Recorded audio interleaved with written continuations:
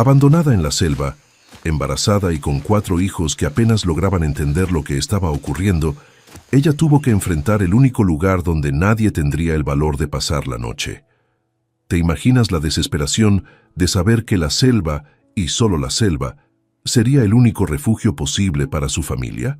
Parece imposible creer que alguien sobreviviera a eso, pero esta historia ocurrió. Antes de continuar, suscríbete al canal y deja tu like, porque lo que la selva preparó para ella y sus hijos va a sorprenderte de una manera que jamás imaginaste. Y cuéntame en los comentarios desde qué ciudad estás viendo esta historia. Me encantará saber hasta dónde llegan estos relatos. Prepara tu corazón, porque este camino comienza ahora. Era una tarde gris y sofocante de noviembre de 1904, cuando el destino de Elena pareció quebrarse en 2 mitades irreconciliables. El calor húmedo de la selva se adhería a la piel como un sudario pegajoso, haciendo que el vestido negro de luto se sintiera 3 veces más pesado sobre su cuerpo encorvado por 7 meses de gestación. El aire olía a tierra fermentada y a lluvia inminente, una advertencia silenciosa que los pájaros parecían comprender al callar sus cantos repentinamente.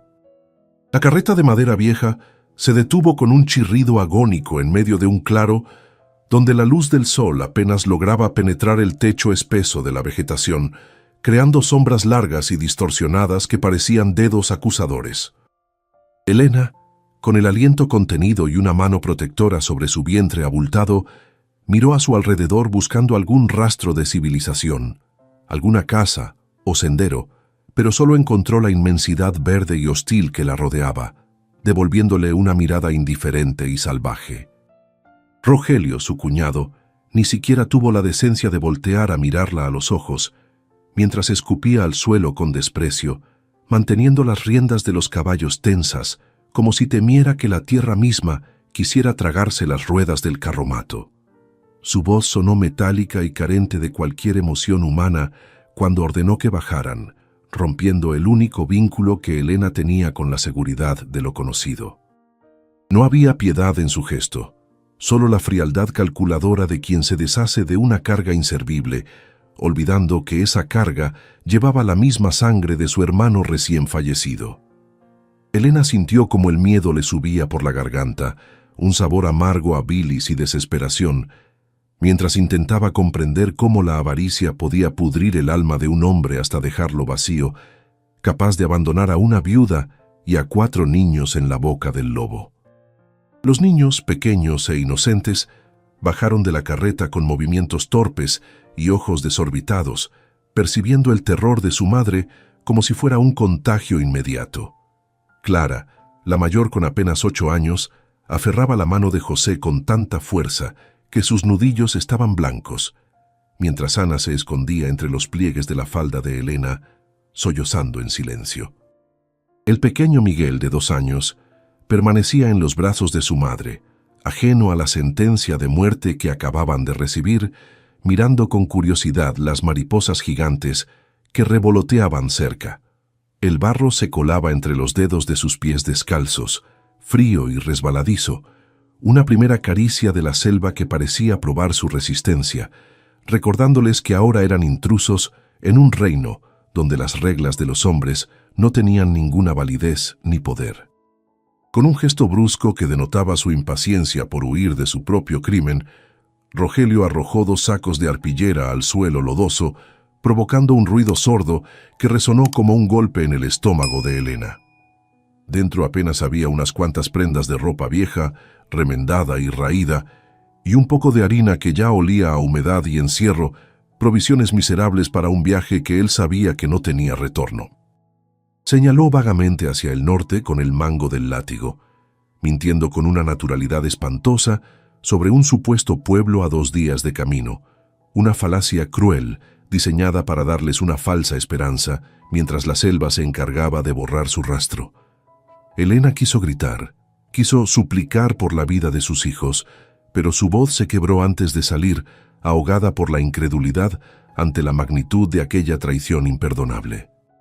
La memoria de Antonio, su esposo muerto hacía apenas 3 semanas, la golpeó con la fuerza de un vendaval, trayendo consigo el dolor agudo de la ausencia y la injusticia de su partida prematura.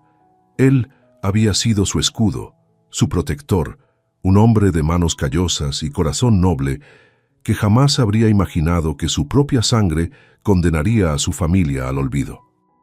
Elena acarició su vientre, sintiendo una patada vigorosa del hijo que aún no conocía la luz, una señal de vida que latía con fuerza en medio de tanta muerte potencial. Ese movimiento interno fue lo único que impidió que sus piernas fallaran.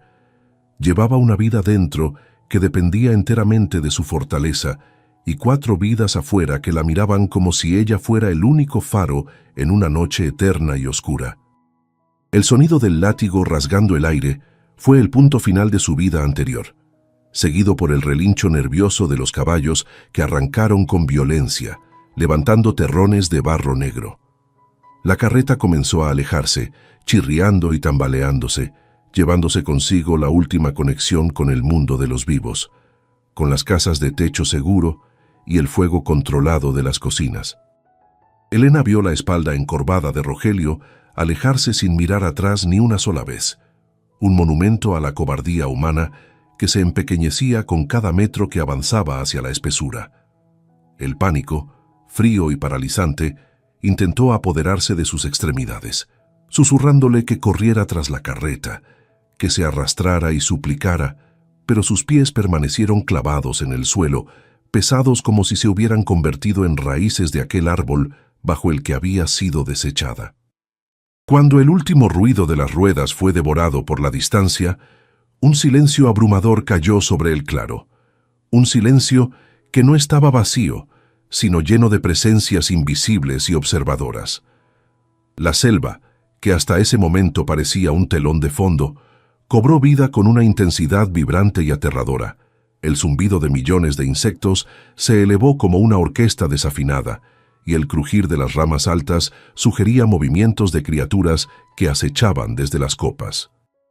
Elena sintió la pequeñez de su existencia frente a la majestuosidad indiferente de la naturaleza, una intrusa frágil de carne y hueso en un mundo de madera, piedra y colmillos.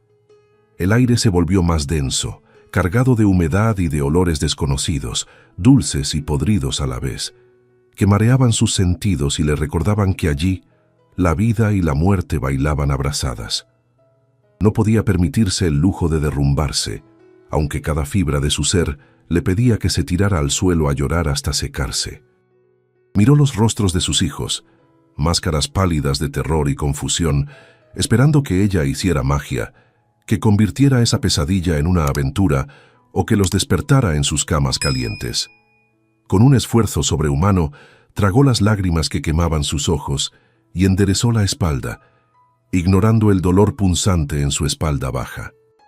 Tenía que moverse, tenía que encontrar refugio antes de que la luz desapareciera por completo, porque sabía por las historias susurradas de los ancianos que la selva de noche no tenía piedad con los débiles, y mucho menos con los que olían a miedo y leche materna. La tarde comenzó a morir rápidamente, como suele suceder en el trópico, donde el crepúsculo es un breve suspiro antes de la oscuridad total. Las sombras de los árboles se alargaron, transformándose en formas grotescas que parecían estirarse para tocar a los niños, mientras el cielo se teñía de un violeta amoratado que anunciaba tormenta. Elena recogió los sacos con movimientos mecánicos, colgándose uno al hombro y dando el otro a Clara, quien lo aceptó con manos temblorosas pero obedientes. «Vamos», dijo con una voz que no reconoció como propia, una voz ronca y antigua que parecía salir de las entrañas de la tierra. No sabía hacia dónde iban, solo sabía que quedarse quietos en medio de la nada era una invitación abierta para cualquier depredador que ya estuviera olfateando su rastro en el viento. Caminaron apenas unos cientos de metros, guiados más por la desesperación que por el sentido de orientación, hasta que encontraron las raíces sobresalientes de una ceiba gigantesca, un titán milenario cuyo tronco era tan ancho como una casa. Las raíces formaban cuevas naturales, recovecos secos y protegidos que ofrecían una defensa precaria contra la intemperie. Elena empujó suavemente a los niños hacia el hueco más profundo, acomodándolos sobre la hojarasca seca, creando un nido improvisado con sus propios cuerpos. Justo cuando se acomodaban, temblando de miedo y agotamiento, las primeras gotas de lluvia gruesas y calientes comenzaron a golpear las hojas allá arriba, un tamborileo incesante que marcaba el inicio de su primera noche en el infierno verde, solas contra el mundo. La noche cayó sobre la selva como una manta de plomo asfixiante, trayendo consigo una oscuridad tan absoluta que parecía tener peso físico sobre los hombros de Elena. La lluvia, que había comenzado como una advertencia tímida, se transformó rápidamente en un diluvio bíblico que golpeaba el dosel de los árboles con una violencia ensordecedora, convirtiendo el suelo en un pantano resbaladizo. Bajo las raíces de la ceiba, el pequeño refugio se mantenía precariamente seco, pero el ruido era aterrador. Cada trueno parecía desgarrar el cielo justo encima de sus cabezas, y el viento aullaba entre las ramas como si cientos de almas en pena reclamaran su espacio. Elena, sentada con la espalda contra la madera rugosa y húmeda, sostenía un palo afilado con una mano y acariciaba la cabeza de Miguel con la otra, sus ojos muy abiertos, intentando taladrar la negrura impenetrable, vigilando sombras que su mente dibujaba y desdibujaba con cada relámpago fugaz. El frío de la madrugada comenzó a filtrarse en sus huesos, una humedad pegajosa que hacía tiritar a los niños dormidos en una pila desordenada de extremidades y respiraciones agitadas. Elena sentía el peso de su vientre tirante y dolorido, una carga preciosa que en ese momento se sentía también como una vulnerabilidad extrema. No podía correr, no podía trepar, estaba anclada a la tierra por la vida que crecía dentro de ella. Los sonidos de la selva nocturna eran una sinfonía de pesadilla. El crujido de ramas secas bajo patas pesadas, el grito agónico de algún animal pequeño siendo cazado, y ese zumbido constante, casi eléctrico, de millones de insectos invisibles. Se mordió los labios hasta sentir el sabor metálico de la sangre para no gritar, repitiéndose una y otra vez que debía ser de piedra, que debía ser inamovible por el bien de aquellos que dormían confiando en su vigilia eterna. Cuando el sol comenzó a teñir de gris sucio el horizonte, la lluvia cesó dejando tras de sí un mundo que goteaba y respiraba vapor. Elena, con el cuerpo entumecido y los ojos ardiendo por la falta de sueño, observó cómo sus hijos despertaban uno a uno, confundidos y desorientados, buscando las paredes de una habitación que ya no existía. La realidad de su situación los golpeó con la luz del día. Estaban sucios, mojados, y el hambre empezaba a ser un animal vivo que les mordía el estómago con dientes afilados. No había desayuno que servir, ni fuego donde calentarse. Solo quedaba la harina rancia que Rogelio había tirado con desprecio, pero Elena sabía que no podía gastarla aún, pues el agua era la prioridad inmediata. «Vamos», susurró con voz quebrada, ayudando a levantar a Ana, quien lloraba en silencio frotándose los ojos hinchados. Caminaron con dificultad entre la maleza baja, guiados por el sonido cantarín de un arroyo cercano que prometía alivio para sus gargantas secas.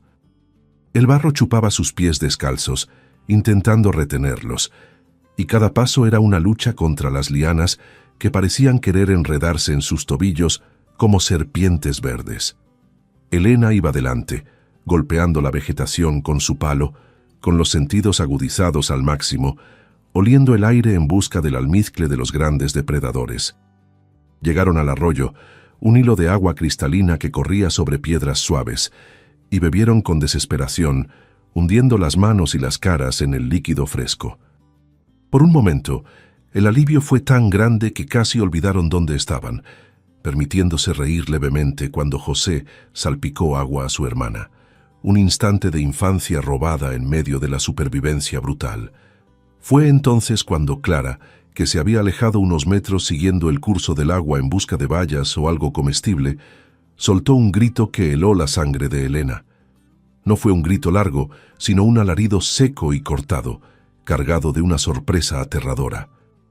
Elena, olvidando su peso y su dolor, corrió hacia su hija con el corazón golpeándole las costillas como un martillo, imaginando serpientes venenosas o la mirada amarilla de un jaguar. ¡Clara!, gritó, apartando helechos gigantes con las manos desnudas, sin importarle las espinas que le rasgaban la piel. Encontró a la niña paralizada, con el rostro pálido y el dedo índice temblando, mientras señalaba hacia una pared densa de enredaderas y musgo que parecía no tener nada de especial a simple vista. Pero al acercarse, Elena vio lo que los ojos agudos de su hija habían descubierto: líneas rectas donde la naturaleza solo hace curvas. Detrás de la cortina verde, oculta por años de abandono y crecimiento voraz, se adivinaba una estructura sólida, una geometría humana, imponiéndose al caos vegetal. Con las manos temblorosas pero decididas, Elena comenzó a arrancar las enredaderas, tirando con fuerza hasta que sus uñas se llenaron de tierra y savia. Poco a poco, la selva cedió su secreto y reveló una pared de piedra oscura, perfectamente ensamblada sin argamasa visible, y vigas de madera dura, negra por el tiempo pero intacta, que sostenían un techo inclinado cubierto de capas de hojas y tierra acumulada durante décadas. No era una choza indígena ni un refugio temporal de cazadores, era una casa, una construcción formal y robusta que parecía un fantasma arquitectónico anclado en medio de la nada. El miedo inicial de Elena se transformó en una curiosidad reverente y cautelosa. ¿Quién habría construido algo así en el corazón de la selva virgen? ¿Y por qué estaba vacía? Rodeó la estructura buscando una entrada, seguida de cerca por los niños que se aferraban a su falda, silenciosos y asombrados. Encontraron una puerta de madera maciza, entreabierta apenas unos centímetros, atascada por la vegetación que había crecido en el umbral, como si la selva intentara mantener a los intrusos fuera o quizás mantener algo dentro.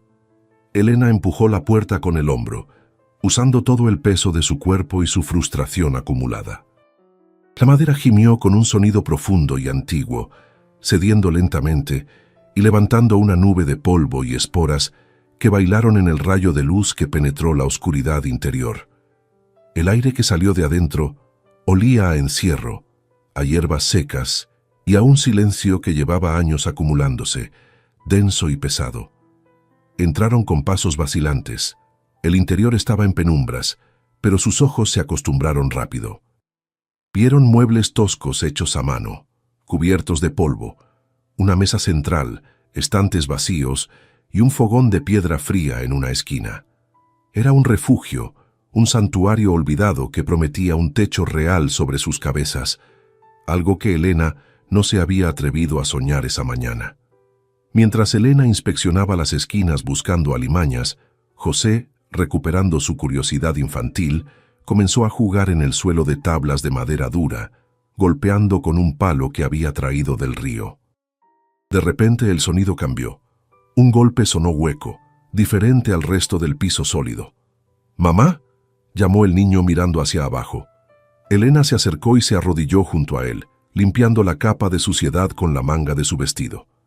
Había una unión en la madera, un cuadrado casi invisible cortado en el suelo. Con el corazón acelerado por una esperanza irracional, buscó un borde, clavó los dedos doloridos y tiró hacia arriba. Una trampilla pesada se levantó, revelando una escalera de mano que descendía hacia una oscuridad fresca y seca. Bajaron con cuidado, iluminados solo por la luz difusa que entraba desde arriba. Lo que encontraron les robó el aliento. No era un sótano cualquiera, era una despensa de supervivencia meticulosamente preparada por alguien que sabía que la selva podía ser cruel. En estantes de piedra protegidos de la humedad y los animales, había frascos de vidrio sellados con cera que contenían semillas de formas y colores extraños, herramientas de metal oxidado pero funcional, hachas, machetes, palas y sacos de cuero endurecido. Elena tomó un frasco y lo sostuvo contra la luz, viendo las semillas en su interior como si fueran pepitas de oro puro. La selva no los había matado.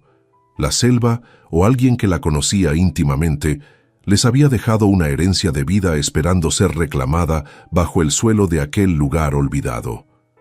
El alivio de encontrar aquel tesoro enterrado fue efímero, disolviéndose rápidamente ante la urgencia brutal de 4 estómagos vacíos que reclamaban atención inmediata. Las semillas guardadas en los frascos de vidrio eran una promesa de futuro, una fortuna latente que podría salvarlos en meses, pero no servían para apaciguar el hambre voraz que ya les nublaba la vista ese mismo día. Elena comprendió con una claridad dolorosa que la supervivencia no se trataba de lo que podrían tener mañana, sino de lo que lograran conseguir hoy antes de que cayeran desmayados. Cerró la trampilla con cuidado, como si sellara un pacto con el tiempo, y subió nuevamente a la superficie de la casa, donde la luz del día revelaba la capa de polvo y abandono que cubría su nuevo hogar, un recordatorio constante de que allí la vida humana era una anomalía frágil y transitoria. Con una energía que nacía de la desesperación, Elena organizó a sus hijos para limpiar aquel espacio que olía a olvido y animales muertos. Usando ramas verdes como escobas improvisadas, barrieron décadas de suciedad, sacaron nidos de ratas y limpiaron las telarañas que colgaban como cortinas fantasmales en las esquinas oscuras del techo. Cada movimiento le costaba a Elena un gemido ahogado, pues su espalda baja ardía y sus pies hinchados palpitaban dentro de la piel estirada, pero no se detuvo ni un segundo. Necesitaba apropiarse de ese lugar, marcarlo con su olor y su esfuerzo, transformar esa tumba de piedra en un útero seguro donde sus hijos pudieran dormir sin el terror de ser devorados por la noche, que sabía volvería a caer implacable. Esa primera noche bajo un techo sólido fue una experiencia casi religiosa, pero cargada de una tensión eléctrica que les impedía relajarse por completo. Cerraron la pesada puerta de madera y la aseguraron con una viga cruzada, creando una barrera física entre ellos y los colmillos de la selva. Sin embargo, el silencio interior amplificaba los sonidos del exterior. Cada rugido lejano, cada chillido de mono nocturno, resonaba contra las paredes de piedra como si la selva estuviera probando la resistencia de su fortaleza. Elena se quedó despierta, sentada en el suelo duro con la espalda contra la puerta, acariciando el mango de un machete oxidado que había sacado del sótano, vigilando el sueño agitado de sus hijos mientras las sombras danzaban a la luz de una pequeña fogata que habían logrado encender en el hogar. Los días siguientes se convirtieron en una escuela brutal donde el error se pagaba con dolor o enfermedad. El hambre los empujó hacia el borde del río, donde Elena tuvo que aprender a leer el agua turbia y peligrosa.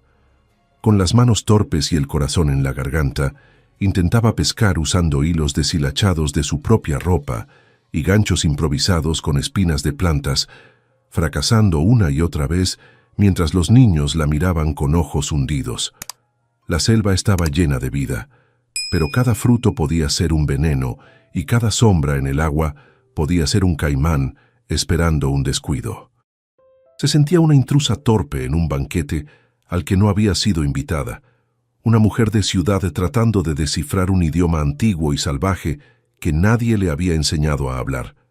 Fue la observación silenciosa lo que finalmente les trajo la salvación y el primer bocado seguro.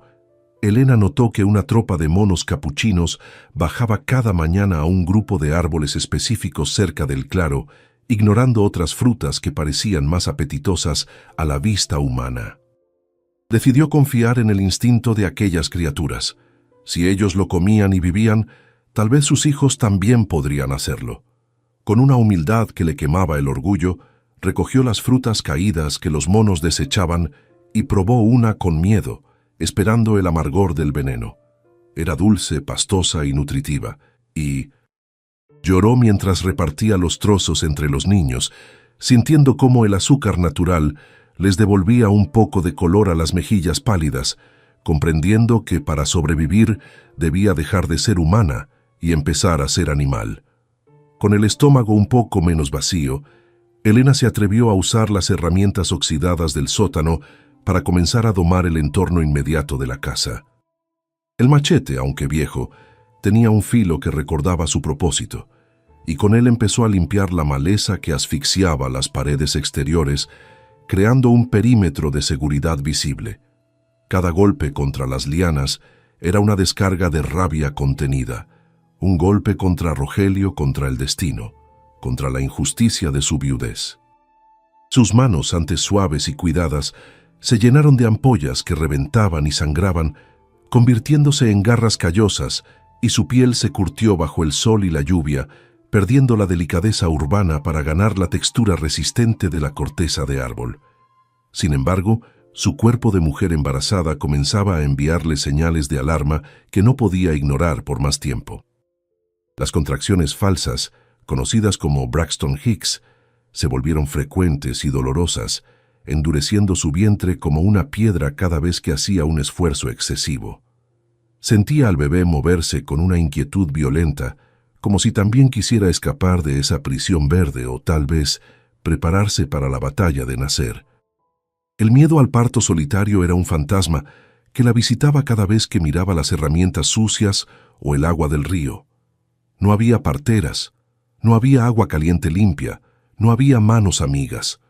Solo estaba ella y la selva, y la certeza aterradora de que si algo salía mal, sus 4 hijos quedarían huérfanos en el infierno.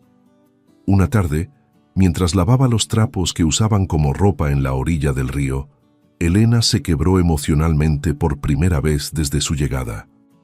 Vio su reflejo en el agua estancada de un remanso.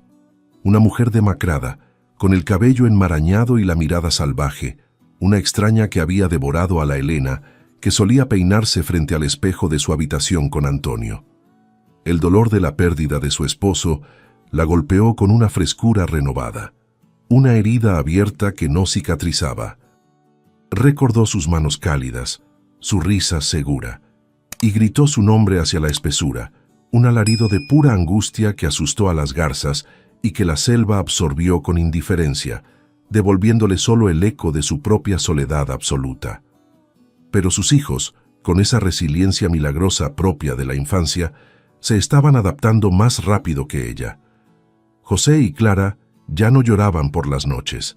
Habían aprendido a moverse en silencio, a trepar a las ramas bajas y a identificar el sonido del peligro. Se habían convertido en pequeñas criaturas del bosque, sucios y ágiles, olvidando poco a poco las comodidades de su vida anterior. Elena los miraba con una mezcla de orgullo y tristeza, dándose cuenta de que la selva les estaba robando la inocencia para darles a cambio la capacidad de sobrevivir. Ana jugaba con piedras y escarabajos como si fueran muñecas de porcelana, y Miguel reía persiguiendo mariposas azules, encontrando belleza donde Elena solo veía amenazas mortales. El tiempo perdió su medida lineal de horas y días, convirtiéndose en ciclos de luz y oscuridad, de lluvia y sequía. Habían pasado semanas desde el abandono y la pequeña huerta comenzaba a mostrar brotes verdes tímidos gracias a las semillas antiguas y al suelo fértil enriquecido por siglos de hojas muertas. Habían logrado establecer una rutina precaria, un equilibrio frágil entre la vida y la muerte. Pero el cielo comenzaba a cambiar de nuevo. Nubes negras y pesadas se acumulaban en el horizonte, cargadas de electricidad y furia, anunciando la llegada de la verdadera temporada de tormentas. Elena sentía la presión en el aire y en su vientre bajo. La tormenta se acercaba por fuera y por dentro, y el momento de la verdad, el nacimiento de su 5.º hijo, estaba a punto de chocar con la furia de los elementos. La tempestad no llamó a la puerta. La derribó con un estruendo que sacudió los cimientos de piedra de la casa, como si el cielo entero hubiera decidido desplomarse sobre ese punto exacto de la selva. El viento aullaba con una furia demencial, arrancando ramas gruesas y lanzándolas contra el techo, mientras los relámpagos iluminaban el interior de la vivienda con destellos estroboscópicos que revelaban el terror absoluto en los ojos de los niños. Elena, que había estado intentando calmar a Miguel, sintió de repente una humedad caliente bajando por sus piernas, seguida de una contracción tan violenta que la dobló en 2, dejándola sin aire. No era el momento, no podía hacerlo. Faltaban 2 meses. El bebé no estaba listo. Ella no estaba lista. Pero la naturaleza, indiferente a los calendarios humanos, había decidido que el tiempo se había acabado y que la vida se abriría paso esa misma noche, en medio del caos, sin pedir permiso ni clemencia. El dolor era una marea roja que subía y bajaba, borrando el mundo exterior y reduciendo su universo a la sensación de sus propios huesos separándose. Elena se arrastró hasta el rincón más protegido de la sala, donde habían apilado pieles y trapos viejos, creando un nido precario que ahora se convertiría en paritorio. Los niños lloraban, asustados por los gritos de su madre que competían con los truenos, pero Elena sabía que no podía permitirse el lujo de consolarlos ahora. Necesitaba ayuda y su única opción era una niña de 8 años con las manos sucias de tierra y el corazón galopando de miedo. «Clara», llamó con una voz que era mitad súplica y mitad orden, agarrando el brazo de su hija mayor con una fuerza desesperada. «Necesito que seas grande hoy. Necesito tus manos. Trae agua y los trapos limpios. Ahora». Clara miró a su madre, vio la sangre manchando el suelo y el sudor frío que perlaba su frente, y por un instante pareció querer huir hacia la oscuridad. Pero algo en la mirada feroz de Elena, esa chispa de supervivencia que había mantenido encendida durante semanas, saltó a los ojos de la niña. Clara asintió, tragándose el llanto, y corrió hacia los baldes de agua que habían llenado antes de la tormenta. Mientras tanto, Elena luchaba contra su propio cuerpo, respirando entre dientes, sintiendo cómo cada contracción era un potro de tortura que amenazaba con partirla por la mitad. El miedo a morir desangrada allí mismo, dejando a sus 4 hijos huérfanos a merced de la selva, era un terror más agudo que el dolor físico, una espuela que la obligaba a mantenerse consciente a pesar de que la oscuridad intentaba arrastrarla hacia el desmayo. La tormenta alcanzó su paroxismo justo cuando el parto entraba en su fase más crítica. Un rayo cayó tan cerca que el olor a ozono y madera quemada inundó la habitación, y el trueno subsiguiente hizo vibrar el suelo bajo la espalda de Elena. Ella gritó, un sonido animal y gutural que se fundió con el rugido de la selva, empujando con toda la fuerza que le quedaba, sintiendo que se desgarraba por dentro. Clara, arrodillada a sus pies, sostenía los trapos con manos temblorosas pero firmes, siguiendo las instrucciones entrecortadas de su madre, convirtiéndose en partera antes de tiempo, testigo de la brutalidad sangrienta de la vida. «Ya viene, mamá, ya viene», susurraba la niña con la voz quebrada por el asombro y el terror, viendo coronar la cabeza de su hermano en medio de un charco de fluidos y sombras. El bebé salió al mundo en un silencio aterrador, pequeño y resbaladizo, con la piel azulada bajo la luz intermitente de los relámpagos.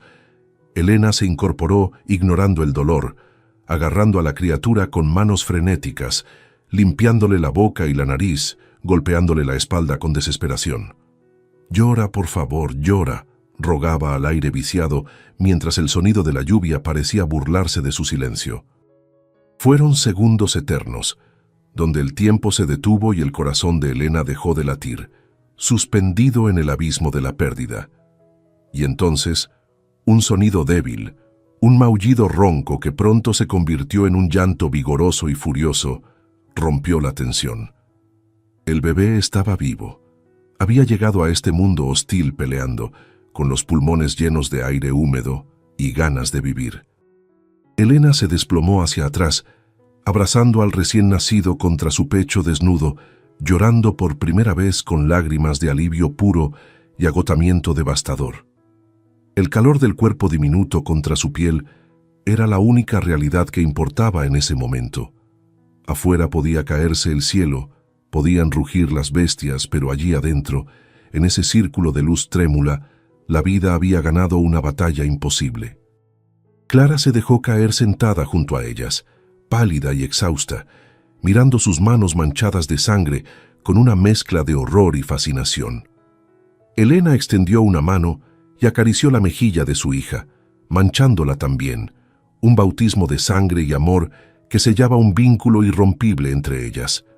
«Lo hiciste bien, mi vida, lo hiciste bien», susurró, y Clara cerró los ojos, dejándose caer contra el hombro de su madre. Los otros niños, que habían estado acurrucados en una esquina tapándose los oídos, se acercaron lentamente, atraídos por el llanto del bebé que ahora competía con la tormenta. José y Ana miraban con ojos grandes y curiosos al nuevo integrante, un ser arrugado y rojo que parecía más un habitante de la selva que un humano. Miguel, el más pequeño, tocó con un dedo tímido el pie del bebé, y una sonrisa dentada apareció en su rostro sucio. En ese momento, en esa casa de piedra perdida en la inmensidad verde, rodeados por la furia de los elementos, Elena comprendió que ya no eran solo supervivientes, eran una manada. La selva había intentado quebrarlos esa noche, había lanzado todo su arsenal contra ellos, pero ellos habían respondido con la fuerza más poderosa de todas, la vida nueva. La hemorragia postparto fue controlada con trapos apretados y hierbas que Elena había aprendido a identificar en las semanas previas, un conocimiento instintivo que parecía haberle sido susurrado por las paredes mismas de la casa. Se sentía débil, vacía y dolorida, como si hubiera corrido 1000 kilómetros sin detenerse, pero su mente estaba clara y afilada como un diamante. Amamantó al niño, sintiendo la succión fuerte y decidida, y supo que ese varón, nacido en el ojo del huracán, tendría la fuerza de la tormenta en su sangre. Lo llamaría Gabriel, porque había sido un anuncio de vida en medio del juicio final, un mensajero que traía la certeza de que no estaban destinados a morir en el olvido. La tormenta comenzó a amainar hacia el amanecer, convirtiéndose en una llovizna persistente y gris. Elena, incapaz de moverse, observó desde su nido cómo la luz lechosa de la mañana se filtraba por las rendijas, revelando el caos de la noche anterior. Trapos ensangrentados, agua derramada, cenizas esparcidas. Pero también revelaba a sus hijos durmiendo alrededor de ella, formando una barrera protectora de cuerpos pequeños y respiraciones rítmicas. Se sentía como una loba herida en su guarida, peligrosa y sagrada. Había cruzado el umbral de dolor y miedo más alto que una mujer podía soportar sola, y había regresado con un trofeo vivo en brazos. Ya no le temía a Rogelio, ni a los jaguares, ni al hambre.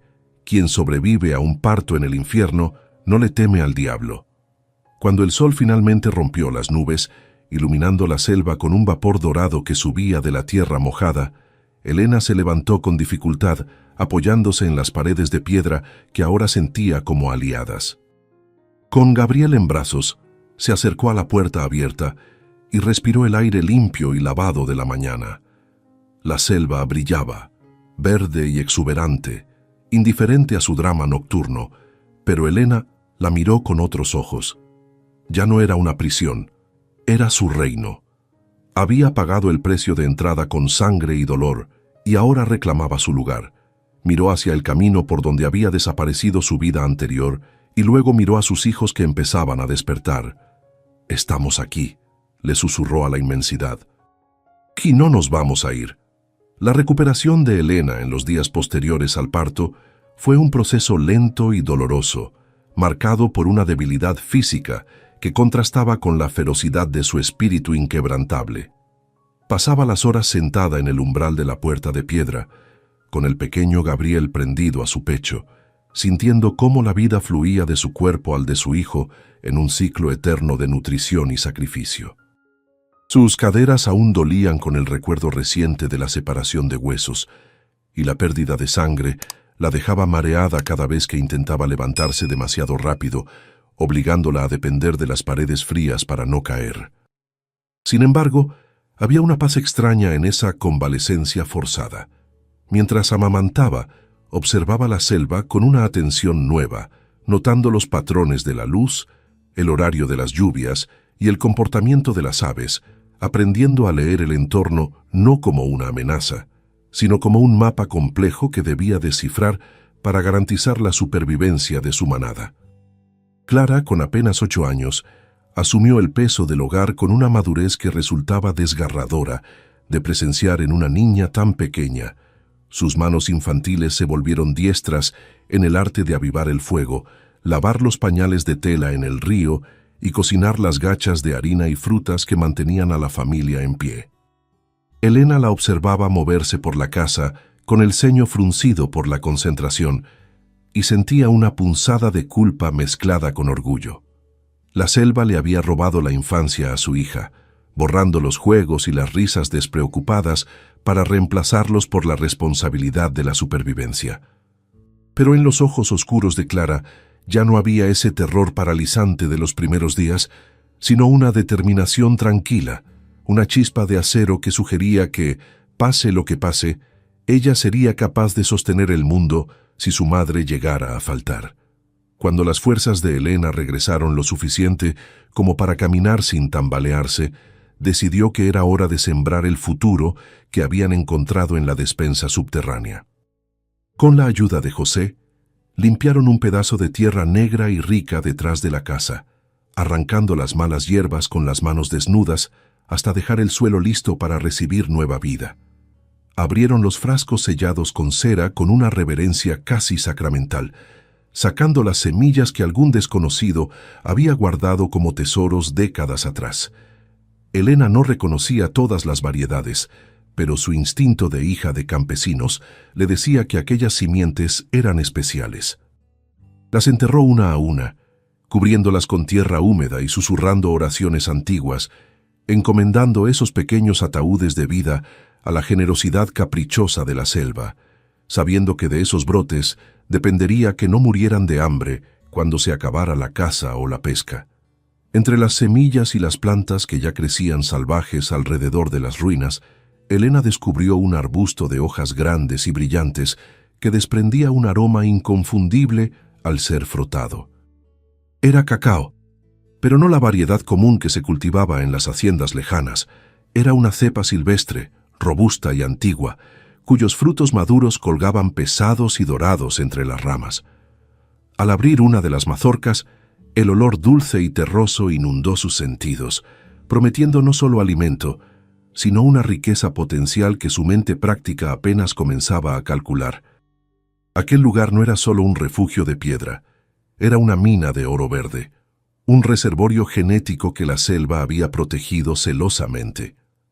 Elena comprendió entonces que el destino no los había desterrado a un desierto, sino a un jardín secreto que solo se revelaba a quienes tenían el coraje de quedarse. La casa misma comenzó a transformarse bajo las manos incansables de la familia, dejando de ser una ruina ajena para convertirse en una extensión de sus propios cuerpos. José y Ana pasaban los días recolectando barro del río para sellar las grietas de las paredes, riendo mientras se embadurnaban de lodo, convirtiendo el trabajo en un juego necesario. Miguel, aunque pequeño, ayudaba arrastrando ramas secas para el fuego, sintiéndose útil en la economía de la supervivencia. Poco a poco, el olor a humedad y abandono fue reemplazado por el aroma a humo de leña, a hierbas medicinales secándose en las vigas y a leche materna. La estructura de piedra que alguna vez pareció fría y hostil, ahora respiraba con ellos, crujiendo por las noches como si se acomodara para proteger mejor a sus nuevos habitantes de los peligros que acechaban afuera. Con el paso de las semanas, la relación con la selva cambió de una guerra abierta a una tregua respetuosa y finalmente a una simbiosis extraña. Los animales, que al principio huían o acechaban, parecieron aceptar la presencia de esa mujer y sus cachorros como parte natural del ecosistema. Los monos capuchinos ya no gritaban alarmados cuando Elena se acercaba al río, y las aves multicolores anidaban en los aleros del techo reparado. Elena sentía que la vegetación ya no intentaba asfixiarlos, sino ocultarlos. Las enredaderas crecían rápido para cubrir los senderos que llevaban a la casa, creando un camuflaje perfecto que los hacía invisibles para cualquier ojo humano que no supiera exactamente dónde mirar. Se habían convertido en fantasmas de la selva, indetectables y silenciosos. Sin embargo, la verdadera prueba de su integración llegó una noche sin luna, cuando el silencio habitual de los grillos fue cortado por un sonido que hizo vibrar el esternón de Elena. Era un ronroneo profundo, gutural, demasiado potente para ser de cualquier animal pequeño. Elena, que estaba remendando una red de pesca a la luz de las brasas, se congeló, sintiendo cómo se le erizaba el vello de la nuca. Se levantó despacio, tomando el machete que nunca soltaba, y se acercó a la ventana sin cristales. Allí, en el límite donde la luz del fuego se rendía ante la oscuridad, vio 2 orbes de oro líquido flotando en la negrura. Era un jaguar, un macho enorme con el pelaje manchado de rosetas negras, observándola con una intensidad inteligente y depredadora que le heló la sangre en las venas. El pánico inicial le gritó que disparara la vieja escopeta, que gritara, que hiciera ruido para espantar a la bestia, pero algo en la postura del animal la detuvo. No estaba agazapado para atacar. Estaba sentado sobre sus cuartos traseros, majestuoso y tranquilo, simplemente mirando. Elena bajó el machete lentamente, sosteniendo la mirada del felino en un duelo silencioso de voluntades. No vio hambre en esos ojos amarillos, sino reconocimiento, como si el gran gato viera en ella a otra criatura alfa, defendiendo su territorio y a sus crías. En ese momento, Elena tomó una decisión impulsiva y arriesgada. Fue a la cocina, tomó los restos de pescado que habían sobrado de la cena y los arrojó por la ventana, lejos hacia la maleza. El jaguar se levantó con una elegancia fluida, olfateó el aire, tomó la ofrenda y desapareció en la noche sin hacer un solo ruido, sellando un pacto invisible. A partir de esa noche, el jaguar se convirtió en una presencia constante, un guardián fantasma que patrullaba el perímetro de su nuevo hogar. Elena y los niños encontraban sus huellas enormes marcadas en el barro alrededor de la casa por las mañanas, una señal clara para cualquier otro depredador de que ese territorio ya estaba reclamado. A cambio, Elena continuó dejándole parte de su pesca o caza en una roca plana alejada de la casa. No era una mascota, jamás se dejaba tocar ni se acercaba demasiado a los niños, pero su presencia alejó a las serpientes venenosas y a los pumas errantes. La selva les había enviado un protector, un rey destronado que encontraba en esa familia de náufragos una corte extraña a la cual vigilar desde las sombras. Pasaron 6 meses y la transformación fue completa. Elena ya no era la viuda frágil y asustada que había bajado de la carreta. Era una mujer de músculos fibrosos y piel curtida, capaz de abrir un coco con un solo golpe y de pescar con lanza en el río. Gabriel crecía fuerte y sano, gateando por el suelo de madera, y el huerto comenzaba a dar sus primeros frutos reales. Se sentían seguros, intocables en su paraíso escondido, dueños de su destino. Pero la paz en la selva es siempre una ilusión frágil. Una tarde, mientras Elena molía granos de maíz silvestre, el viento cambió de dirección y trajo consigo un sonido ajeno al coro natural, el relincho distante de un caballo y el chasquido metálico de un freno. Elena se puso de pie de un salto, con el corazón golpeándole contra las costillas. El mundo exterior, con toda su crueldad y codicia, había vuelto para buscarlos. Elena no necesitó verlos para saber quiénes eran. El hedor a tabaco barato y sudor de caballo rancio llegó antes que sus figuras, contaminando la pureza vegetal de su santuario. Con un gesto rápido y silencioso, que no admitía réplicas, empujó a Clara y a los niños hacia el interior de la casa de piedra, señalando la trampilla del sótano con ojos que ardían con una orden de supervivencia absoluta. «Abajo, y no salgan aunque se caiga el cielo», siseó, entregándole a Gabriela, su hermana mayor. Clara, pálida como la cera pero con la mandíbula apretada, obedeció sin chistar, desapareciendo en la oscuridad subterránea con sus hermanos. Elena se quedó sola en el umbral, con el corazón convertido en un tambor de guerra, y tomó la vieja escopeta de doble cañón que había limpiado meticulosamente durante meses, cargándola con los únicos 2 cartuchos útiles que había encontrado, rezando para que la pólvora no estuviera húmeda. Los jinetes irrumpieron en el claro, pisoteando el huerto recién sembrado, sin ningún respeto por la vida que allí brotaba. Eran 3 hombres, sucios y armados, pero fue el que iba en el centro quien hizo que la bilis le subiera a la garganta a Elena. Rogelio había envejecido mal. La culpa, o quizás la simple maldad, le habían cavado surcos profundos alrededor de la boca y los ojos, y su postura era la de un hombre perseguido por sus propios demonios. Cuando levantó la vista y vio la casa de piedra en pie, con humo saliendo de la chimenea y ropa limpia secándose al sol, tiró de las riendas con tanta violencia que su caballo relinchó de dolor. Se quedó petrificado, boquiabierto, como si estuviera viendo a un cadáver salir de su tumba para pedir cuentas, incapaz de procesar que la mujer que había dejado para morir estuviera allí, de pie y desafiante. «Imposible», murmuró Rogelio, bajando del caballo con movimientos torpes, como si el suelo fuera de arenas movedizas. Sus ojos recorrieron la estructura sólida, el techo reparado, las cestas llenas de pescado seco y frutas, y la incredulidad dio paso rápidamente a una codicia voraz y repugnante. No veía el milagro de la supervivencia de su familia, veía tierras fértiles, veía una construcción valiosa en medio de la nada, veía una oportunidad de riqueza que creía le pertenecía por derecho de sangre. «Pensé que los huesos ya estarían blancos», dijo con una sonrisa torcida que no llegaba a sus ojos fríos, dando un paso hacia adelante con la arrogancia de quien se cree dueño del mundo solo por ser hombre. «Veo que has cuidado bien de mi propiedad, Elena». Elena no retrocedió ni un milímetro. Levantó la escopeta apoyando la culata contra su hombro magullado por el trabajo duro y apuntó directamente al pecho de su cuñado. «Da un paso más y te juro por la memoria de Antonio que te abro un agujero en el pecho», dijo con una voz que no temblaba, una voz que había aprendido a rugir con los truenos y a callar con los depredadores. Los dos hombres que acompañaban a Rogelio se tensaron, llevando las manos a sus fundas, pero la determinación asesina en los ojos de la viuda los hizo dudar. Elena ya no era la mujer suave de la ciudad que lloraba en los rincones. Era una criatura de la selva, peligrosa y territorial, dispuesta a matar para proteger a su manada.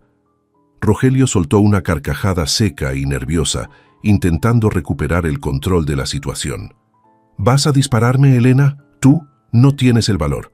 Además, somos 3 y tú estás sola». Dio otro paso, confiado en su superioridad numérica y en la vieja creencia de que las mujeres siempre ceden ante la fuerza bruta. «Baja eso y quizás sea generoso. Quizás te deje quedarte como cocinera cuando traiga a mis hombres para trabajar estas tierras. Dicen que hay oro en el río y esta casa será una excelente base». La mención del oro confirmó las sospechas de Elena. No había venido por remordimiento. Había venido a robarles el único refugio que la vida les había concedido. Su dedo se tensó en el gatillo, el metal frío contra su piel caliente, lista para convertir a Rogelio en abono para su huerto. Pero antes de que pudiera apretar el gatillo, la selva decidió intervenir en su propia defensa. El aire se volvió repentinamente denso, cargado de una electricidad estática que erizó el pelo de los caballos.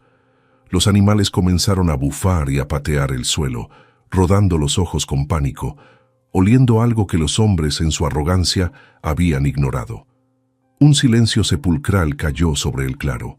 Los pájaros callaron, el viento cesó y hasta los insectos parecieron contener el aliento.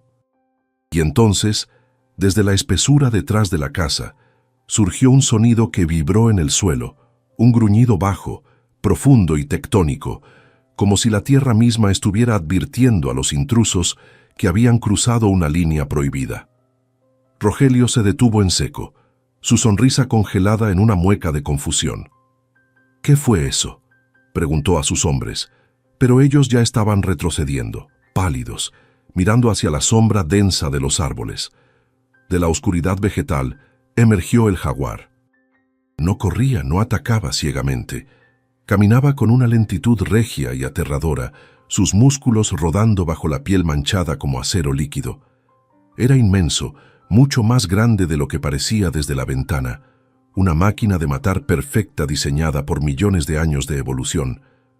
Se colocó entre Elena y los hombres, mostrando los colmillos en un bostezo que era una promesa de muerte, y fijó sus ojos dorados en Rogelio, reconociendo al verdadero enemigo no por su olor, sino por la maldad que emanaba.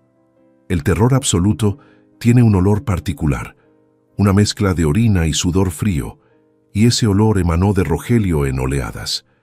Intentó sacar su revólver, pero sus manos temblaban tanto que el arma se le resbaló de los dedos sudorosos y cayó al barro. El jaguar soltó un rugido que rompió el aire, un sonido tan potente que hizo vibrar las ventanas de la casa y provocó que los caballos entraran en un frenesí incontrolable. Los dos acompañantes de Rogelio no esperaron más. Giraron sus monturas y huyeron despavoridos, gritando mientras se internaban en el camino, abandonando a su patrón a su suerte.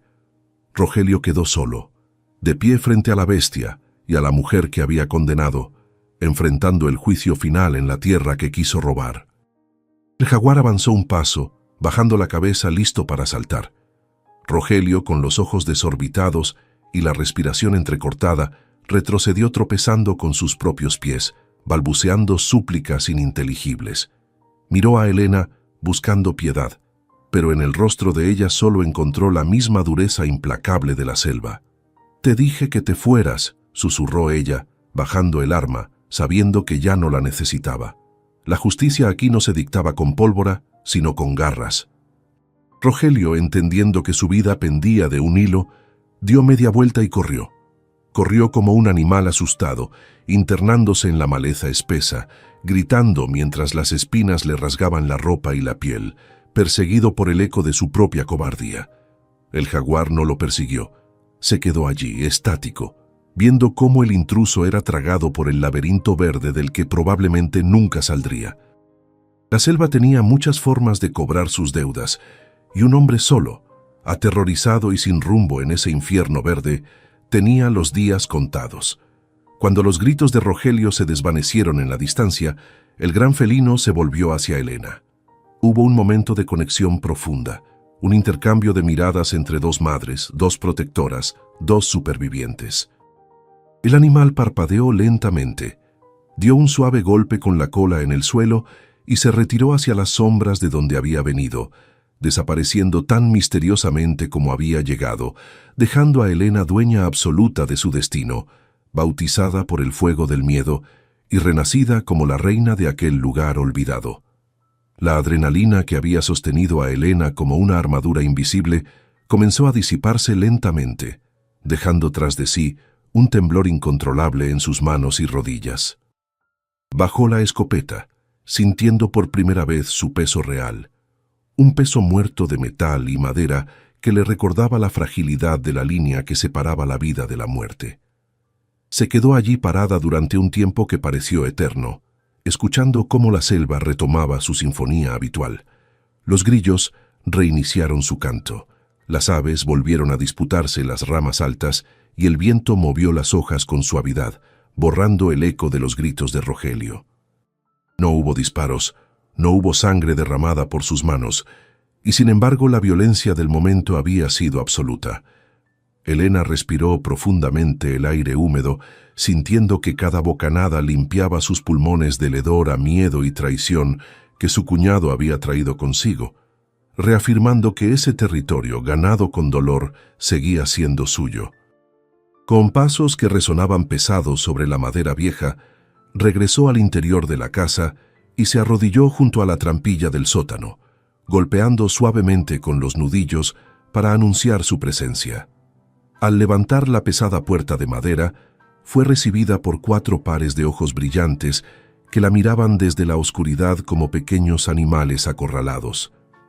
El olor a humedad y encierro subió hacia ella, mezclado con el aroma agrio del terror infantil. «Ya pueden salir», dijo con una voz que intentó suavizar, aunque todavía llevaba los bordes afilados de la batalla.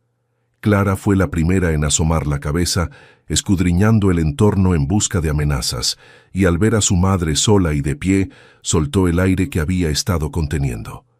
Helena ayudó a subir a sus hijos uno por uno, abrazándolos con una fuerza posesiva, comprobando tácitamente que cada hueso y cada pelo estuvieran en su lugar. «¿Se fueron?», preguntó José con la voz temblorosa, mirando hacia la puerta abierta donde la luz de la tarde comenzaba a dorarse.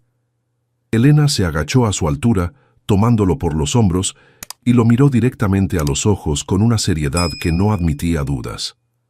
Se fueron, y no van a volver. La selva se encargó de ellos. No les contó los detalles, no mencionó al jaguar ni la huida patética de su tío hacia la espesura. No era necesario que cargaran con esas imágenes.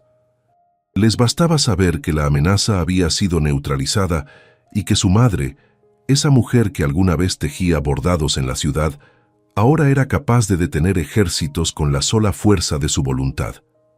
Los niños asintieron, absorbiendo esa nueva verdad. Estaban seguros, no porque el mundo fuera bueno, sino porque su madre era peligrosa. Esa noche, nadie durmió realmente. Se acurrucaron todos juntos en la sala principal, formando una maraña de extremidades bajo las mantas tejidas a mano, escuchando los sonidos del exterior con una atención renovada. Elena mantenía los ojos abiertos, fijos en las vigas del techo, pensando en Rogelio perdido en la noche sin luna. Sabía con la certeza brutal de quien conoce el terreno que no sobreviviría. Sin agua, sin armas, sin fuego y con el olor del miedo impregnado en la piel, era una presa fácil para las serpientes, los insectos venenosos o el mismo jaguar que lo había sentenciado. No sintió lástima ni culpa, sintió una justicia fría y antigua, una balanza que finalmente se equilibraba. La selva no era cruel, era simplemente honesta, y esa noche estaba cobrando el precio de la avaricia con la moneda de la propia vida. Los días siguientes trajeron una calma extraña, una sensación de finalidad. La amenaza externa había desaparecido, y con ella, el último vestigio de miedo al pasado. Ahora solo quedaba el futuro. Elena volcó toda su energía en el cultivo de las semillas que habían encontrado, especialmente en aquel cacao silvestre que crecía con un vigor sobrenatural. Al examinar más de cerca los árboles maduros que rodeaban la propiedad, ocultos por la maleza, se dio cuenta de que no eran plantas comunes. Las mazorcas eran de un color violeta profundo, casi negro, y al abrirlas revelaban granos cubiertos de una pulpa blanca y dulce que embriagaba los sentidos con su aroma floral y complejo.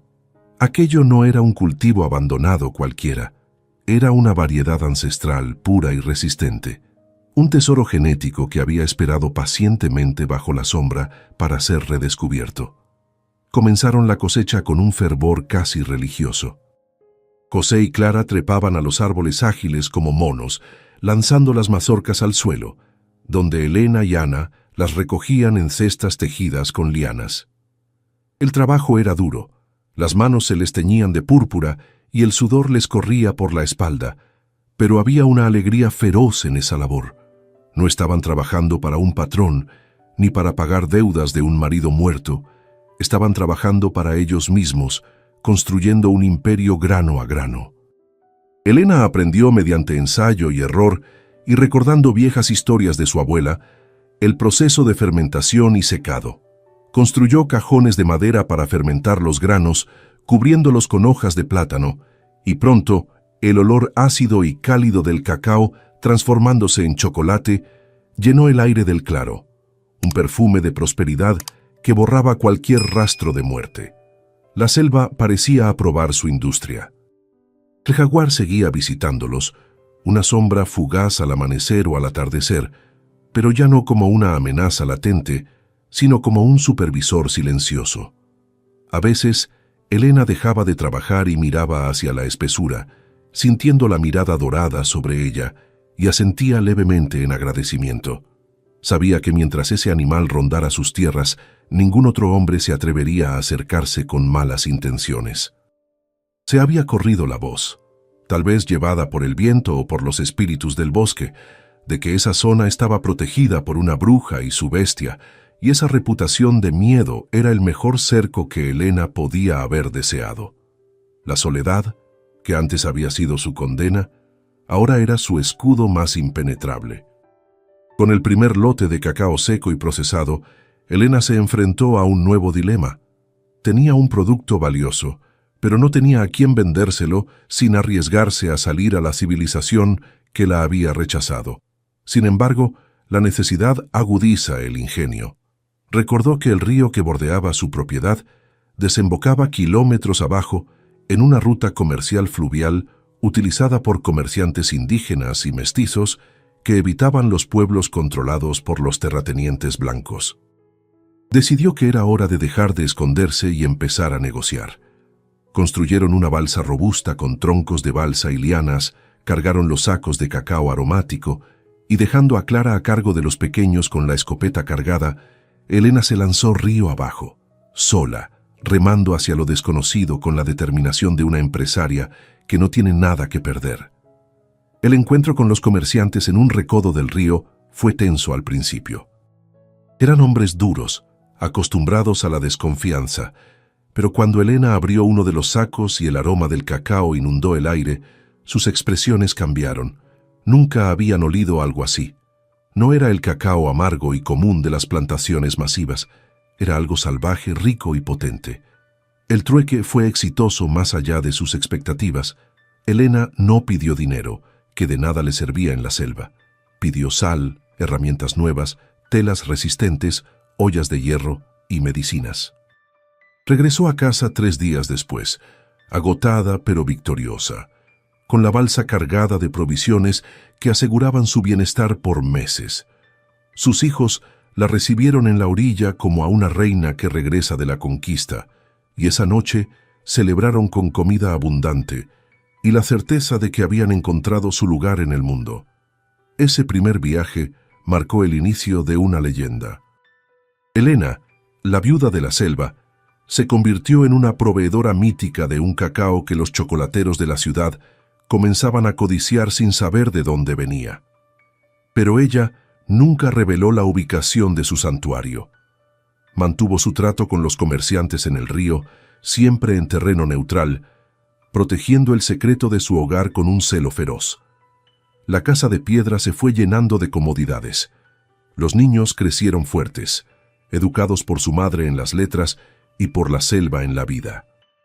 Gabriel, el hijo de la tormenta, aprendió a caminar entre las raíces de la ceiba antes que en suelo plano, y su primera palabra no fue papá, sino agua. Habían dejado de sobrevivir para empezar a vivir, construyendo una dinastía sobre las ruinas del abandono, demostrando que la tierra prometida no es la que se hereda, sino la que se conquista con uñas y dientes. Los años pasaron sobre la selva no como una medida de tiempo, sino como capas de sedimentos que fortalecían los cimientos de su imperio verde. La casa de piedra, antes una ruina tragada por la vegetación, era ahora el corazón palpitante de una hacienda invisible para los ojos inexpertos, pero próspera y vibrante por dentro. Las enredaderas habían sido domesticadas para formar cortinas vivas que mantenían la frescura en los corredores, y el aroma a cacao fermentado se había impregnado en la madera y la piedra, convirtiéndose en el perfume característico del hogar. Elena, con el cabello ahora veteado de hilos de plata que brillaban como la luz de la luna sobre el río, se movía por sus dominios no ya como una superviviente desesperada, sino como una matriarca sabia. Sus manos, aunque callosas, dirigían la producción con la precisión de un director de orquesta, transformando aquel rincón olvidado en un laboratorio de vida donde la naturaleza y la voluntad humana habían firmado una paz duradera. Gabriel, el niño que había nacido entre truenos y sangre, cumplió 10 años convertido en una criatura que pertenecía más al bosque que a la humanidad. No caminaba, se deslizaba. Sus pies descalzos habían desarrollado una piel dura que no sentía las espinas, y sus ojos tenían la misma profundidad insondable de los pozos de agua negra. Conocía los secretos que la selva solo susurra a los que nacen en su vientre. Sabía cuándo llovería por el vuelo de las hormigas, sabía qué bayas curaban la fiebre y cuáles paraban el corazón, y a menudo desaparecía durante horas, regresando con una sonrisa silenciosa y el olor a almizcle salvaje en la piel. Elena lo observaba con una mezcla de temor y reverencia, sabiendo que ese hijo no era completamente suyo, sino un préstamo de la tormenta que algún día tendría que devolver a la espesura que lo reclamaba como propio. Ana, por su parte, había heredado la curiosidad intelectual que quizás su padre hubiera tenido. Había convertido la despensa subterránea en su propio santuario, llenando los estantes no solo con semillas, sino con tinturas, ungüentos y polvos extraídos de las plantas medicinales que rodeaban la casa. Bajo la tutela empírica de Elena, aprendió a destilar la esencia de las cortezas para calmar el dolor y a usar la savia de ciertos árboles para cerrar heridas profundas. La fama de la viuda de la selva y sus hijos brujos creció río abajo. A veces canoas con enfermos llegaban hasta el límite de sus tierras, dejando ofrendas de tela o herramientas a cambio de los remedios que Ana preparaba. No se les permitía acercarse a la casa, pero la caridad de Elena, nacida de su propia experiencia con el desamparo, nunca les negaba la ayuda, consolidando una red de gratitud y respeto que valía más que cualquier empalizada. Pero el tiempo, implacable, también trajo consigo el final de una era. El gran jaguar, el guardián silencioso que había patrullado sus sueños durante una década, comenzó a moverse más despacio. Su pelaje, antes un manto de oro y noche, se volvió opaco y ralo, y sus colmillos perdieron el filo mortal de la juventud. Una mañana de neblina espesa, Elena lo encontró echado cerca del huerto, respirando con dificultad, con los ojos nublados por las cataratas. No huyó al verla acercarse, simplemente la miró con una cansada aceptación. Elena se sentó a una distancia respetuosa, velando su sueño final, agradeciéndole en silencio cada noche que había mantenido a los monstruos a raya.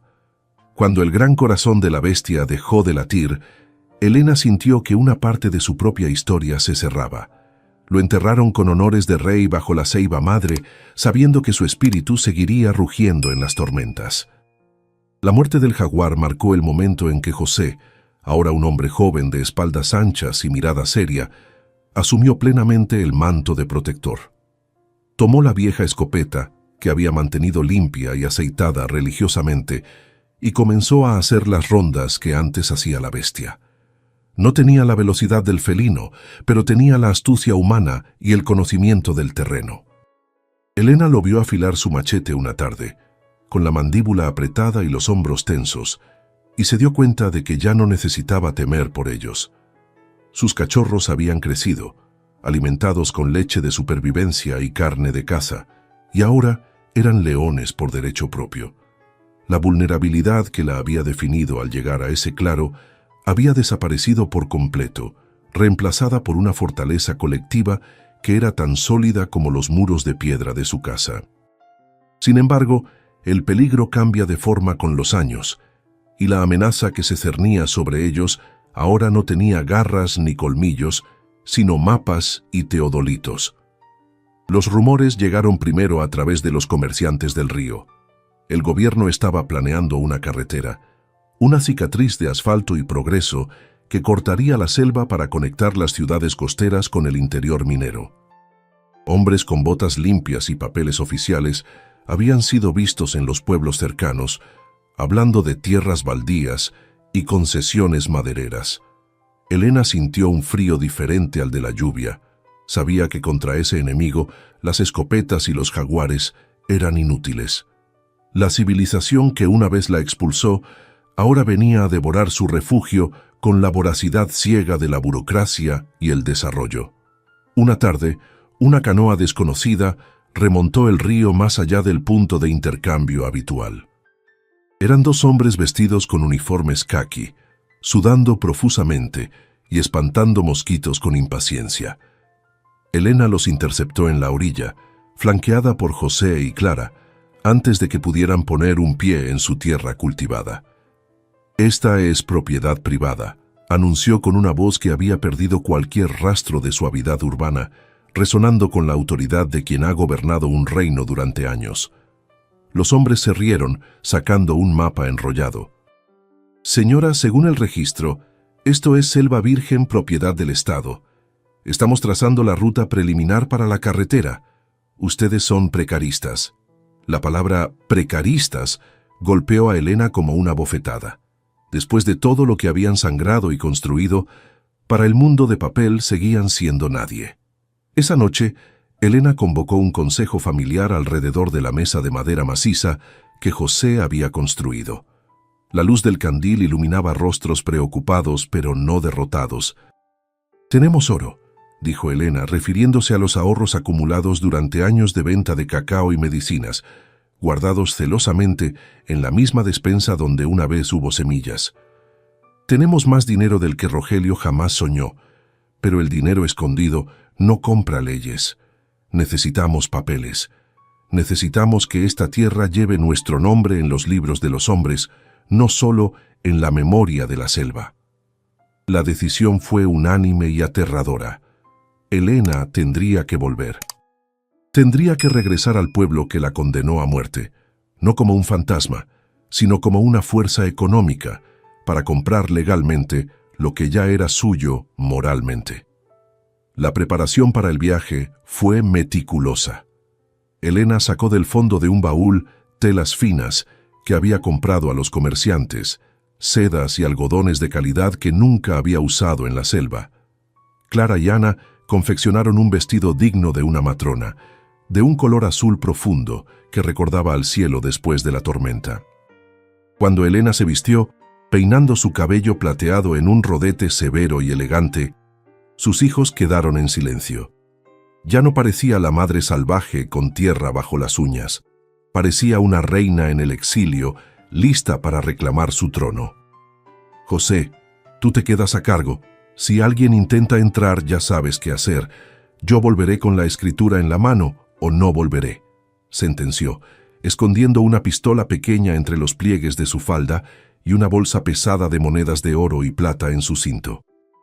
El viaje de regreso a la civilización fue una travesía inversa a través del tiempo.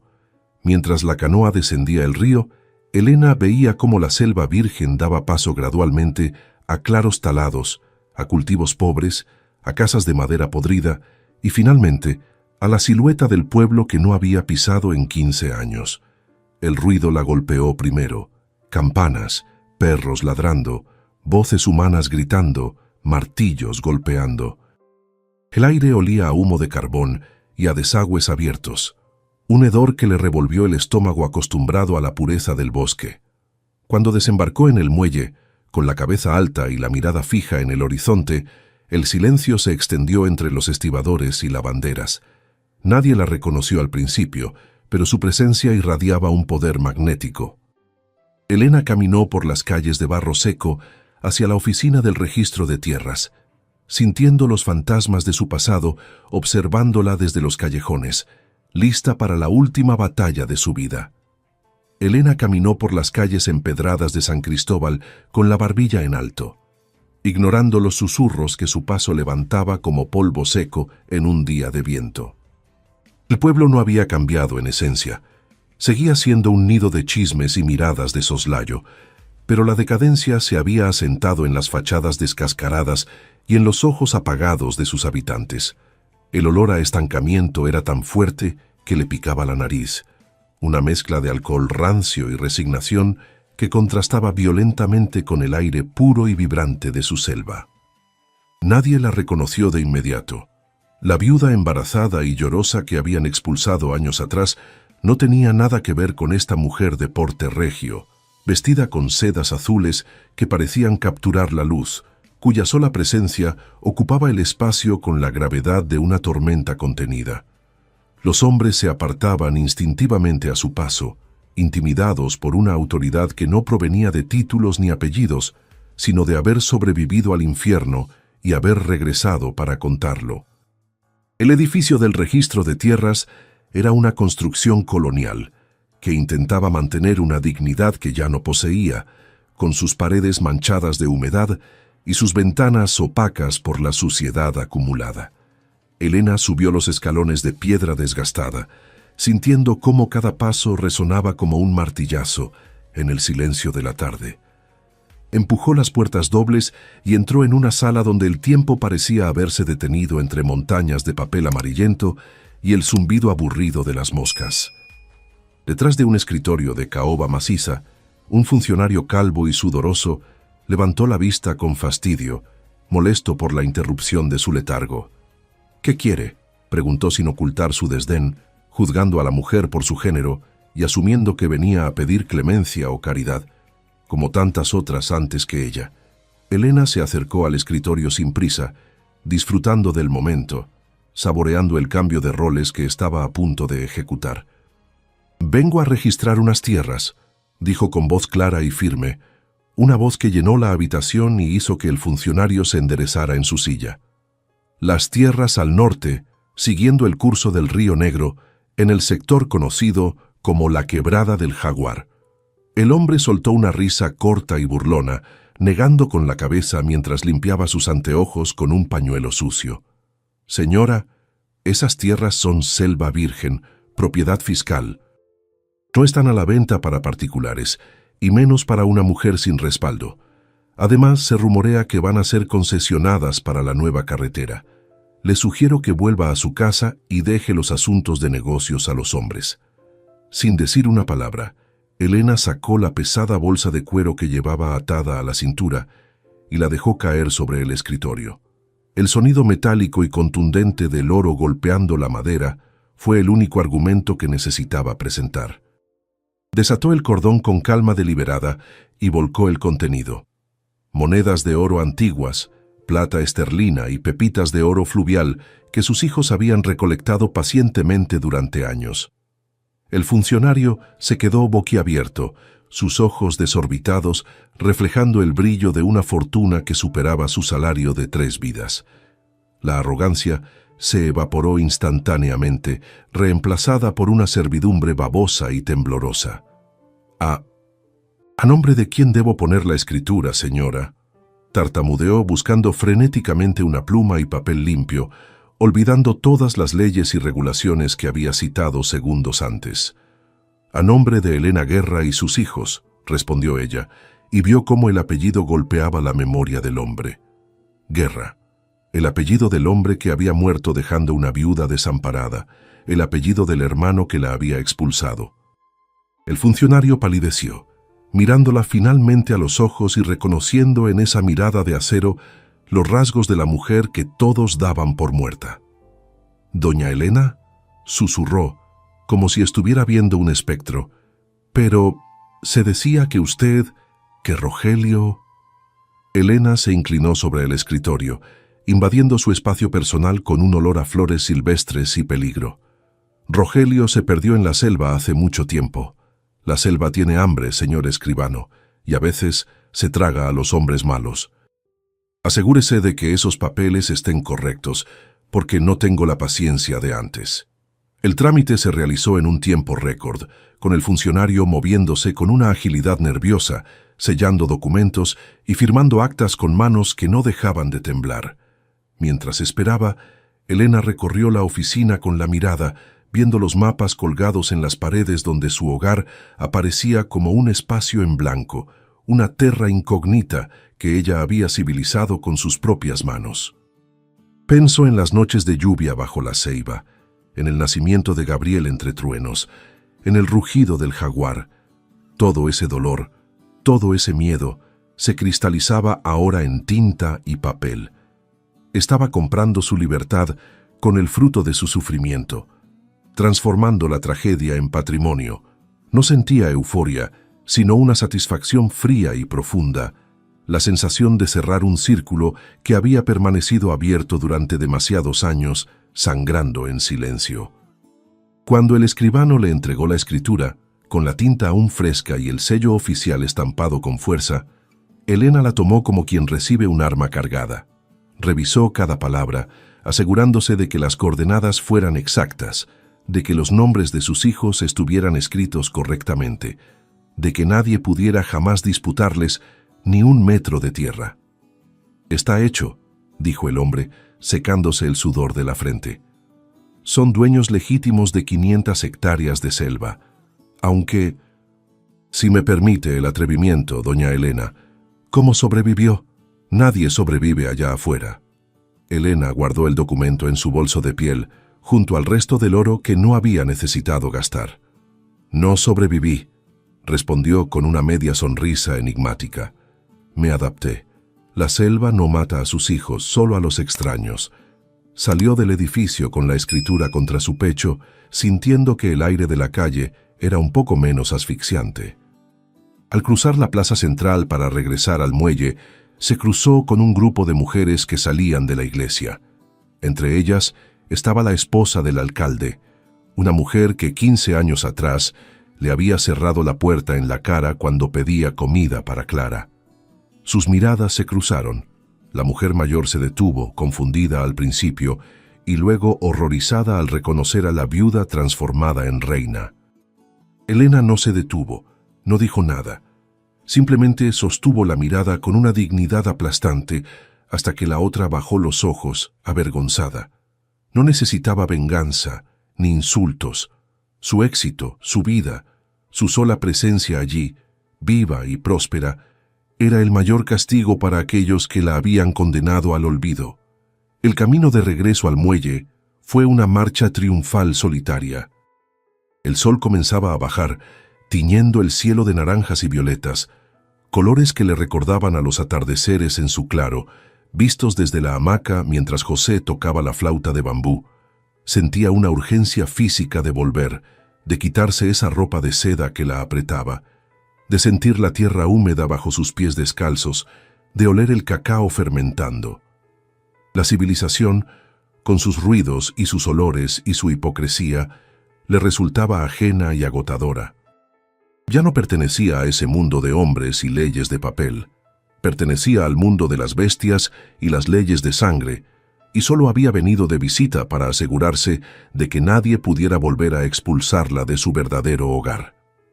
Al llegar al río, donde su canoa la esperaba escondida entre los juncos, Elena se quitó los zapatos finos y los dejó en el muelle, un último regalo o desprecio hacia la ciudad. Sintió la madera húmeda y tibia de la embarcación bajo sus pies y suspiró aliviada.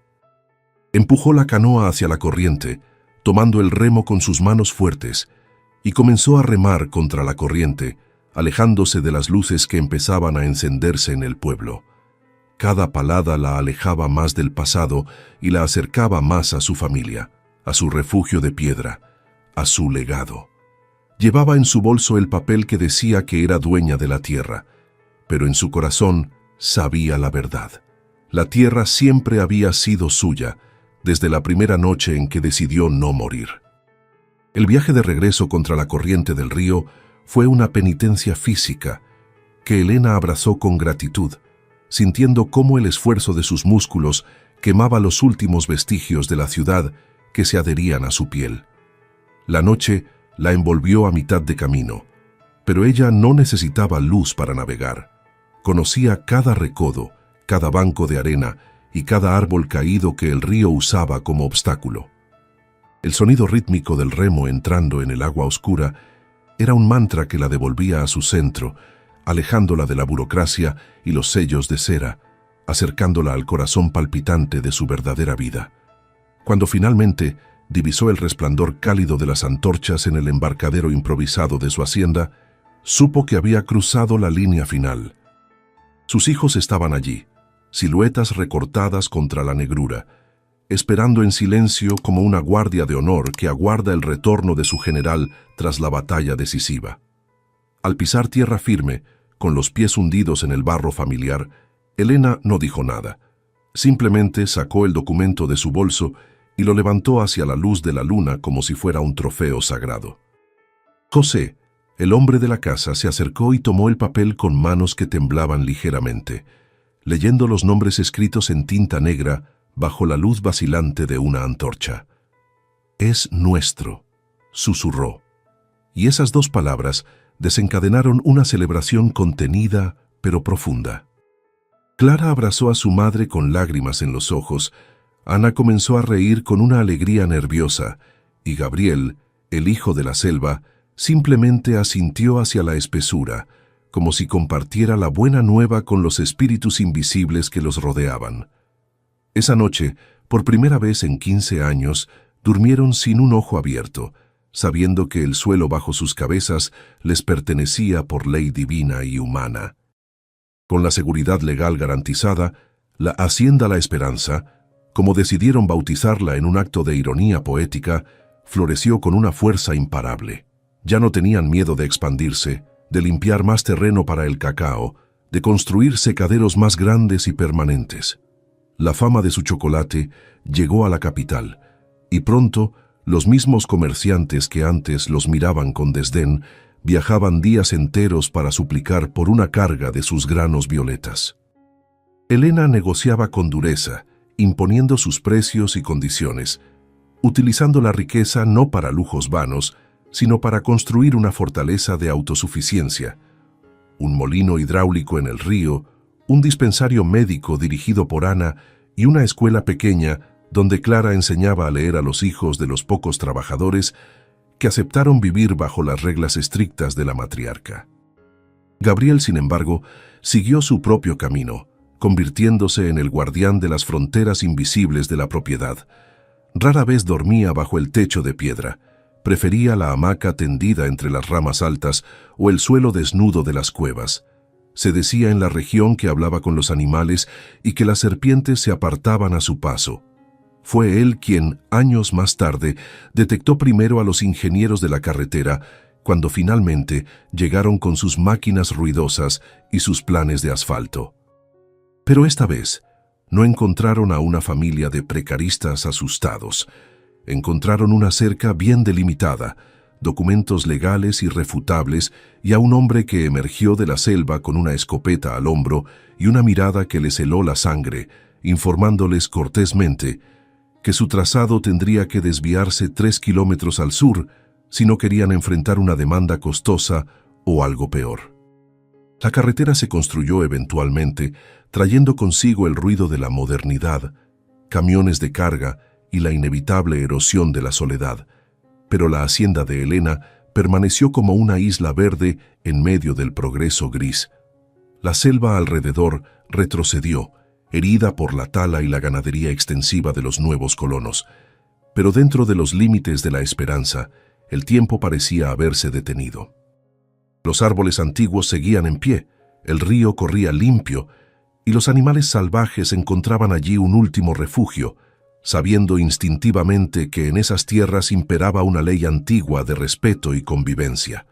Elena había logrado lo imposible. Había obligado a la civilización a rodear su santuario sin tocarlo, preservando un pedazo del Edén en un mundo que se empeñaba en convertirlo todo en mercancía. Elena envejeció con la dignidad de los árboles nobles, su cuerpo encorvándose lentamente hacia la tierra, que tanto amaba, como si la gravedad quisiera reclamarla poco a poco. Sus cabellos se volvieron totalmente blancos, una corona de nieve en el trópico, y sus manos se llenaron de manchas y temblores, pero sus ojos conservaron hasta el final ese brillo de acero fundido. Pasaba sus tardes sentada en el porche de piedra, meciéndose en una silla de madera, mirando hacia la ceiba gigante donde descansaban los huesos del jaguar y quizás los espíritus de su pasado. Ya no trabajaba en el cacao, sus hijos y nietos manejaban el imperio con eficiencia, pero todos sabían que la verdadera dueña, el corazón espiritual de aquel lugar, seguía siendo ella. A veces, en el silencio de la tarde, Elena pensaba en Rogelio. No con odio, eso se había evaporado hacía décadas, sino con una extraña forma de gratitud torcida. Si él no la hubiera subido a esa carreta, si no la hubiera abandonado a su suerte con la crueldad de un cobarde, ella habría sido una costurera pobre en un pueblo polvoriento, envejeciendo entre chismes y deudas, dependiente de la caridad ajena. Su maldad le había regalado, sin saberlo, una vida de libertad absoluta. Le había obligado a encontrar una fuerza que desconocía, a criar a una dinastía de leones en lugar de ovejas. El destino tiene un sentido del humor macabro, pensaba sonriendo mientras miraba las orquídeas que Ana cultivaba. El hombre que quiso destruirla fue el arquitecto de su grandeza. La muerte llegó para Elena una noche de tormenta, como era apropiado, 90 años después de su nacimiento. No hubo dolor ni miedo, solo una sensación de cansancio profundo, como quien deja caer una carga pesada al final de un largo camino. Estaba en su cama, rodeada por 3 generaciones de su sangre, escuchando el sonido de la lluvia golpeando el techo de piedra que ella había defendido con uñas y dientes. Antes de cerrar los ojos, miró a Gabriel, ahora un anciano de piel curtida, y le pareció ver detrás de él la sombra de un gran jaguar esperando para guiarla en la última travesía. La tierra, susurró con su último aliento. Una orden y una bendición. La tierra se queda, respondió él, apretando su mano. Y con esa promesa, Helena se dejó llevar por la corriente oscura, en paz. La enterraron junto a la ceiba, sin ataúd, envuelta en una sábana de lino simple, directamente en el suelo negro y fértil, para que sus huesos alimentaran las raíces que le habían dado cobijo aquella primera noche de terror. No pusieron una cruz, sino una piedra grande del río sin tallar, porque ella no necesitaba nombres ni fechas para ser recordada. Estaba en cada árbol de cacao, en cada muro de la casa, en la sangre de sus descendientes. La leyenda de la viuda que domó la selva se contó de generación en generación, convirtiéndose en parte del folclore de la región, una historia que los abuelos contaban a sus nietos para enseñarles que no hay destino escrito que la voluntad humana no pueda reescribir. Hoy, si viajas por esa carretera secundaria y miras hacia el norte, verás una mancha de selva densa y oscura que desafía los campos de pastoreo. Dicen que si te acercas demasiado, sentirás ojos observándote desde la espesura y escucharás un rugido lejano que no pertenece a ningún animal conocido. Es la esperanza, el reino de Helena, un monumento vivo a la resiliencia de una madre que se negó a ser víctima. Su historia nos recuerda que a veces, ser abandonado en el lugar más oscuro es la única forma de encontrar nuestra propia luz, y que los verdaderos imperios no se construyen con oro, sino con el coraje de permanecer cuando todos los demás huyen. ¿Y tú? ¿Has escuchado una historia parecida a esta donde vives? Cuéntamelo aquí en los comentarios.